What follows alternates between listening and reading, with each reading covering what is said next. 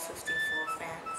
Welcome to our first blog interview. Today we have the pleasure of interviewing Ms. Consuelo Dupal, Miss Caribbean Tourism Queen 2012 and the first reigning queen of the pageant.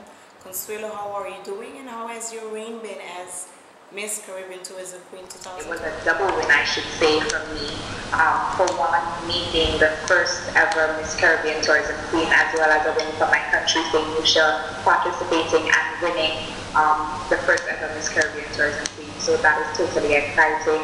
I was able to participate in a few activities for my country, participating in the annual jazz festival. I launched the opening of the jazz festival, did a few promo videos for them, which was really nice. Although I think I would have liked to participate a little more in different tourism activities, but I did enjoy those that I was actually able to participate in.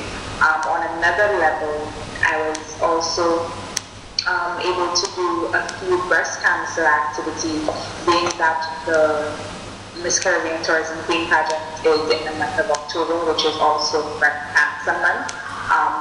I am not only a tourism ambassador, but also an ambassador for breast cancer.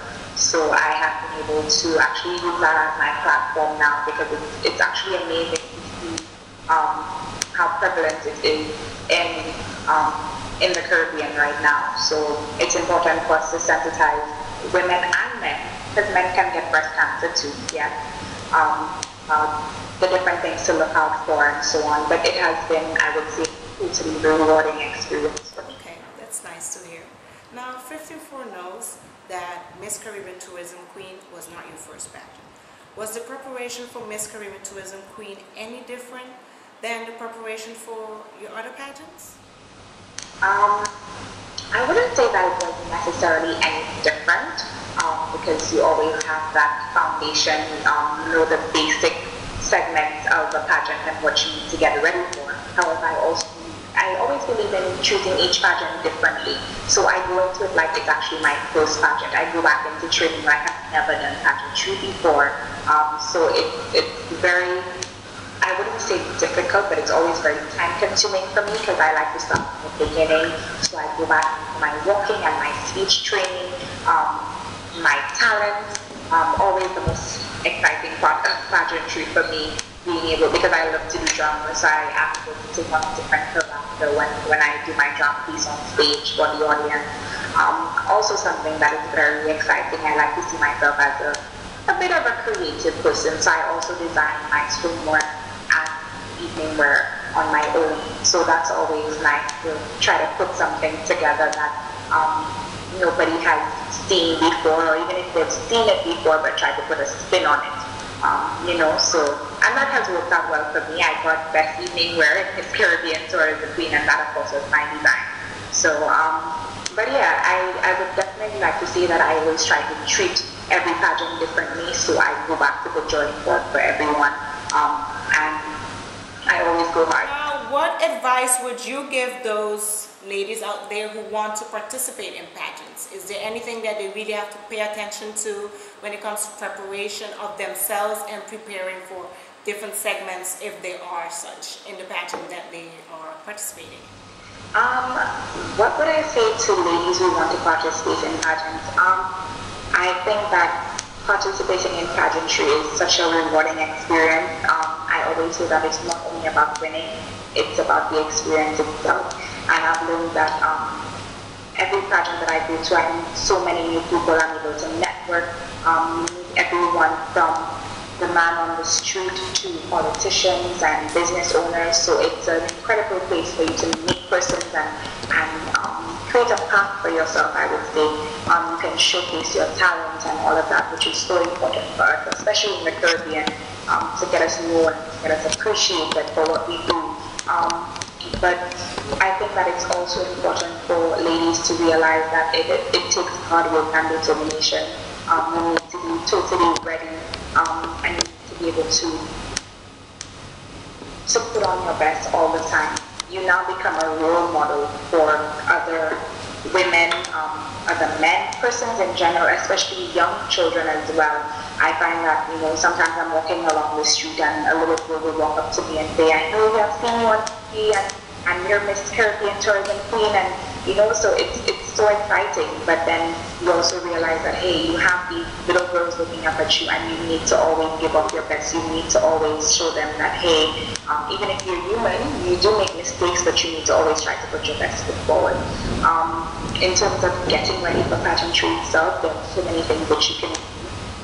We live in a technological world right now where all you need is a touch of a button and go on YouTube and find everything that you need to in terms of walking and speech training and how to do your hair, how to do your makeup. All of that is right there at your fingertips. You don't even have to pay for it.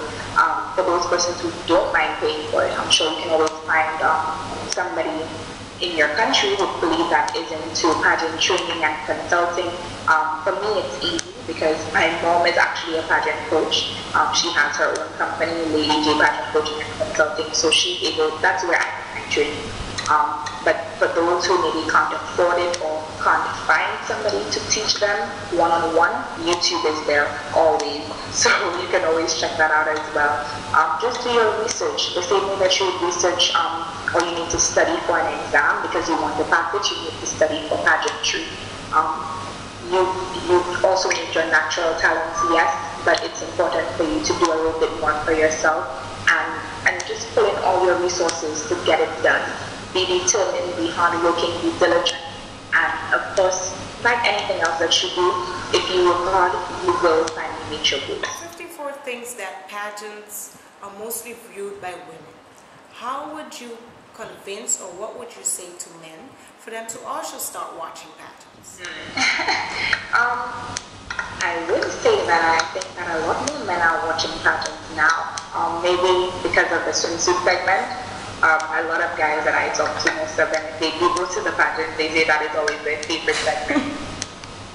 But I think that men are also starting to see the importance of pageantry. Before it was always seen as a beauty thing, and now it's become a more holistic approach for ladies. I think that pageantry is a training ground for the world. And you have to learn etiquette, you need to learn how to speak to persons, how to network. You need to actually develop ideas and develop your own theories on different things because you never know what your platform is in terms of pageantry. So I'm thinking now that maybe a reason for men to go to pageants is for them to meet their future wives. I mean, which guy wouldn't want a confident, talented, intelligent, attractive woman? And that's what you find on a pageant stage all the time, right? So this is the new place for men to meet ladies. I have a question about chaperones. Now, does it make a difference in your performance? Because a lot of girls go in the Caribbean, they go with their chaperones, they have a company of a chaperone. Does it make a difference if you have one or don't have one, and what type of chaperone you have when you're participating? Especially abroad. Well, for me, I have never gone to a pageant without a chaperone. My mom is actually usually my chaperone, and she and I work so well together. She's very thorough. She always helps me with everything. She's one step ahead of me. So before I can say, hey, I need this, she's already coming over with it. So it works out well for me. But I always think to each his own. Everybody knows what works for them.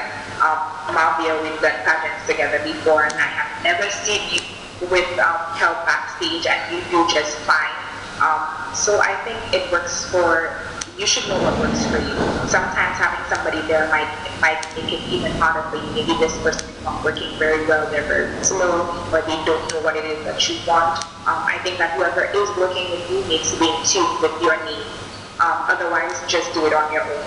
I also think that even if you have a chaperone, it's also important for you to know everything that you need and know how to do everything on your own. For example, your hair and all of that, because you never know what can happen when you'll be in a situation where you will have to do it yourself. For the regional pageants, it's easier because you can always have somebody backstage with you, so it's okay. But then when you go into some international pageants, they don't allow you to have anybody you're left alone, so to speak. They may provide somebody for you, but even then, most of the things you have to do on your own. So I think it's also important for you to learn to do it by yourself, but then if you have the extra help, then that's an extra bonus for you. If you had to go on stage, it's competition night, but you had to go on without something and you had to choose between not having your hair done, not having any makeup at all, or not being shaved at all, which one would you choose? Okay, so if I had to choose, I'm already eliminating one of them. Being shaved, that is so important to me. It's just not cute to go on stage without shaving. That's totally out of it. So that's one. So now I'd have to choose between my hair and my makeup.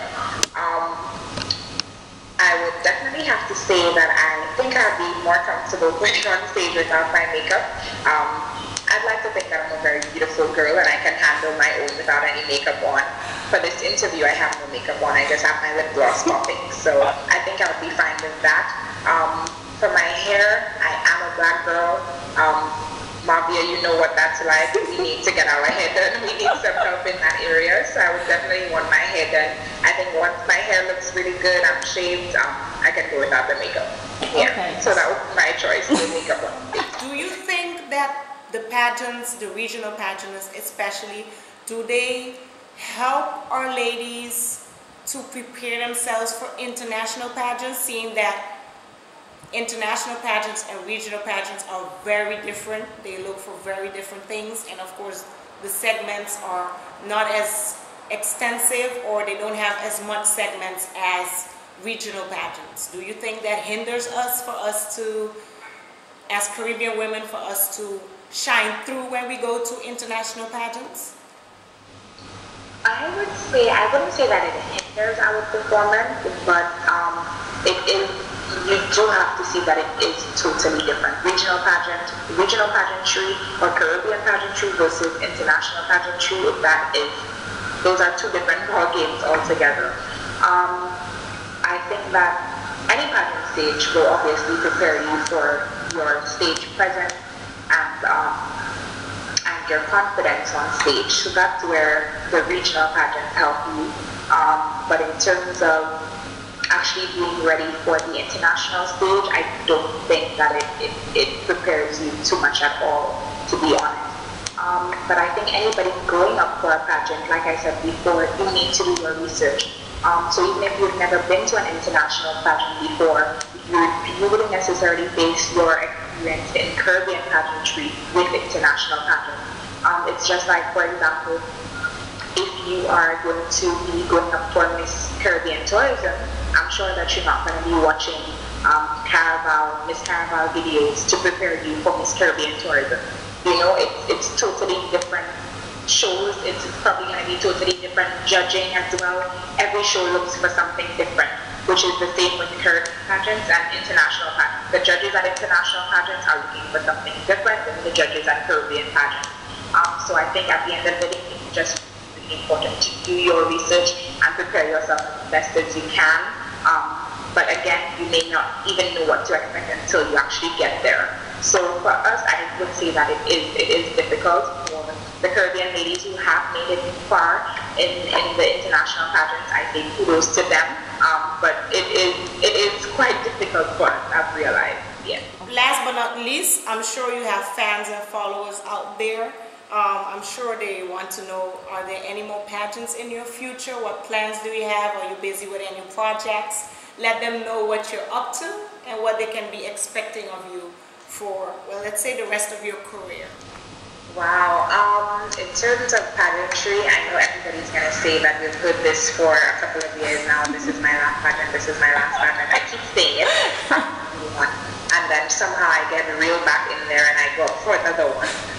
But I would like to say that I would like to end my career on the pageant stage. However, I would still like to be involved in pageantry. Here in St. Lucia, my mom and I chair a community pageant which is doing quite well right now. We do have some big dreams on doing our own pageants on island here. So that's what I'm going to be looking into developing her coaching and consulting, pageant coaching and consulting company. So I'll be working with her on that more behind the scenes instead of me being on stage itself. Apart from that, I do have a degree in hospitality management. So, and I do work in the hospitality industry. So I would hope to further myself in that. I also have my own company, Safari Promotions, which is an ambassadorial company for different brands in St. Lucia. I hope to expand that very soon.